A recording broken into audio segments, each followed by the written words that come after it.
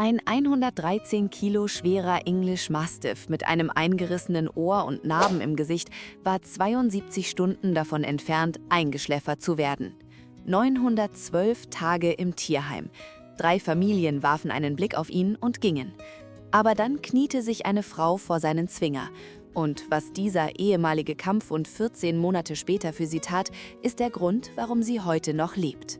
Ein 113 Kilo schwerer English Mastiff mit Narben quer über der Schnauze und einem Körper wie ein kleiner Panzer sollte in 72 Stunden eingeschläfert werden. Nicht, weil er aggressiv war, sondern weil niemand es riskieren wollte, es herauszufinden. Sein Name war Hugo und seit 912 Tagen saß er in derselben Betonzelle und schaute zu, wie Menschen an ihm vorbeigingen, als würde er nicht existieren. Aber was eine Frau über dieses sogenannte Monster herausfand, rettete nicht nur sein Leben, es rettete auch ihres. Hugo wurde nicht in einem Tierheim geboren, er wurde in einem Keller geboren, in einem illegalen Hundekampfring im ländlichen Brandenburg, wo Hunde trainiert wurden, sich gegenseitig zu zerfleischen. Als das Veterinäramt das Grundstück durchsuchte, war Hugo 18 Monate alt. Bisswunden am Hals, ein eingerissenes linkes Ohr und Augen, die mehr Gewalt gesehen hatten, als die meisten Menschen je erleben. Bei der Razzia wurden 14 Hunde gerettet. Innerhalb von 6 Monaten waren 13 adoptiert oder in Pflegefamilien. Hugo war der Einzige, der übrig blieb. Nicht, weil er gefährlich war, sondern weil er furchteinflößend aussah. 113 Kilo faltiges Fell, ein Kopf groß wie eine Wassermelone und ein Blick, bei dem gestandene Männer zurückwichen. 3 Familien kamen, um ihn kennenzulernen. Die erste hielt es 4 Minuten aus, bevor der Vater sagte, auf gar keinen Fall. Das zweite Paar fragte, wie viel er frisst, hörte die Antwort und ging wortlos. Die dritte Familie brachte ihre Kinder mit. Ein Blick auf Hugos vernarbtes Gesicht und die Mutter zog sie hinter sich, als würde sie vor einem Autounfall schützen. 912 Tage. So lange hat Hugo gewartet. Und dann traf das Tierheim die Entscheidung. Überfüllt, kein Budget mehr. Hugo bekam 72 Stunden. Lena hatte eigentlich nichts in diesem Tierheim zu verloren. Sie suchte keinen Hund. Sie brachte gespendete Decken vorbei, eine kurze Besorgung an einem Dienstagnachmittag. Aber sie bog falsch ab und landete im hinteren Trakt, der Bereich, in dem die Hunde auf der Countdown-Liste lebten. Hugo lag auf der Seite, Gesicht zur Wand. Er hob nicht den Kopf, sein Schwanz lag flach auf dem Beton. Lena blieb stehen. Sie las seine Karte. English Mastiff, männlich, 4 Jahre, Kampfhund, 912 Tage. Status, Termin festgelegt. Sie kniete sich hin. Hey, großer Junge. Hugos Ohr zuckte. Ganz leicht, aber er drehte sich nicht um. Die Tierheimkoordinatorin erschien hinter ihr. Das ist Hugo, er ist nicht mehr lange verfügbar. Warum schaut er mich nicht an? Fragte Lena. Die Koordinatorin zögerte. Er hat vor 6 Monaten aufgehört, Menschen anzuschauen. Ich glaube, er weiß es. Lena drückte ihre Hand gegen die Gitterstäbe. Was, wenn ich ihn will? Die Koordinatorin starrte sie an. Er wiegt 113 Kilo. Er ist ein ehemaliger Kampfhund. Er hat noch 48 Stunden und... Was, wenn ich ihn will? Sagte Lena noch einmal. Sie unterschrieb die Papiere an diesem Nachmittag. Alle schauten schweigend zu, als Lena Hugo zu ihrem Auto führte. Er sprang nicht hinein.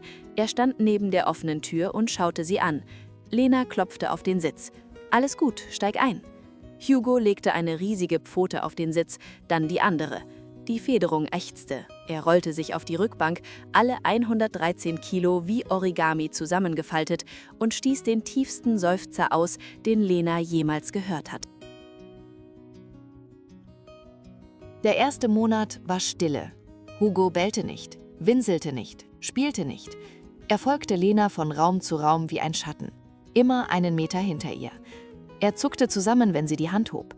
Er fraß nur, wenn sie neben seinem Napf auf dem Küchenboden saß.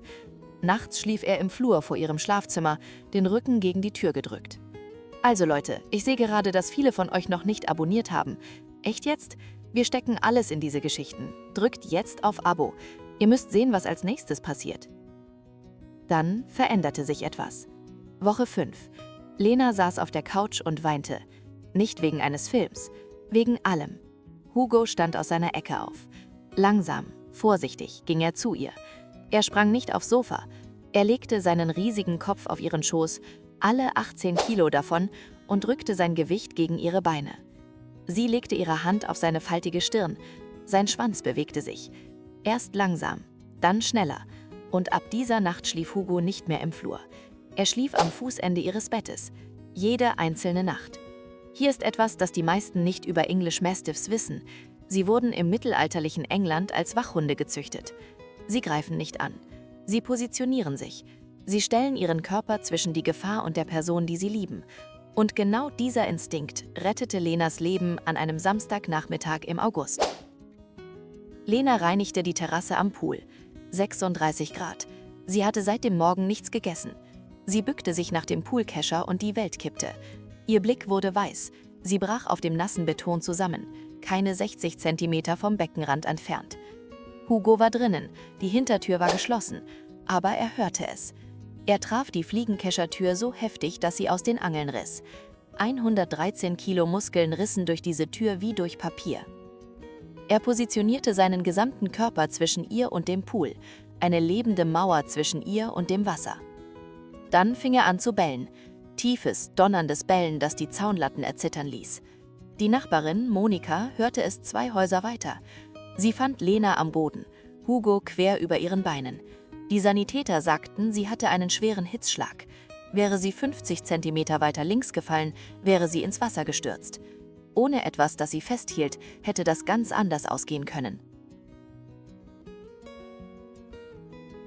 Manche Geschichten müssen einfach erzählt werden. Wenn euch diese hier berührt hat, wisst ihr schon, warum wir das machen. Als Lena aus dem Krankenhaus kam, wartete Hugo an der Tür. Nicht aufgeregt, nicht springend, einfach da. Lena setzte sich auf den Boden und schlang ihre Arme um seinen Hals. Sie flüsterte: „Sie haben dich aufgegeben. 5 Familien, 912 Tage und 72 Stunden vor dem Ende. Aber du hast nie aufgegeben, oder?" Hugo lehnte sich an sie.